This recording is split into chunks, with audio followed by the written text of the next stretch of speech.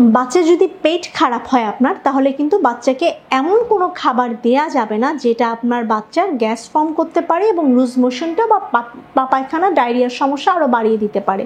যেমন অনেকে আছে এই সময়টাতে গ্যাস ফর্ম, বিভিন্ন সবজি শাক এগুলো দিতে চায়, কোনো শাক সবজিটা এই সময় একটু অ্যাভয়েড করবেন। আপনি যেটা করতে পারেন যে পাতলা একটু খিচুড়ি করে সেটা আপনি কাঁচা কলা যোগ করে, যেমন চাল ডাল একটু কাঁচা কলা মুরগির মাংস দিয়ে আপনি বাচ্চাটাকে খিচুড়ি করে দিতে পারেন। এটাতে কিন্তু দেখা যাবে বাচ্চার পেট খুব সহজে শক্ত হয়ে যাচ্ছে এবং আপনার কিন্তু পাতলা পায়খানার সমস্যা দূর হচ্ছে। পর্যাপ্ত পরিমাণে স্যালাইন, ডাবের পানি এগুলো আপনার বাচ্চাকে দিবেন। বাচ্চার খাবারে পাকা কলা যে আছে সেটাও কিন্তু রাখতে পারেন, ভাতের মাড় সেটাও রাখা যেতে পারে।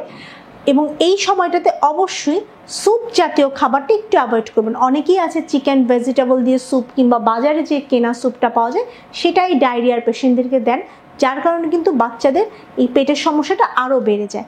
তো যেগুলো খুব সহজপাচ্য খাবার, সহজে হজম হবে, যেমন জাউ ভাত, খিচুড়ি, কলা, এগুলো কিন্তু আপনার বাচ্চার খাবারে রাখতে পারেন। এবং মুরগির মাংসটাও এই সময় খুব উপকারী, এটাও কিন্তু আপনার বাচ্চার পটি শক্ত করতে সাহায্য করবে।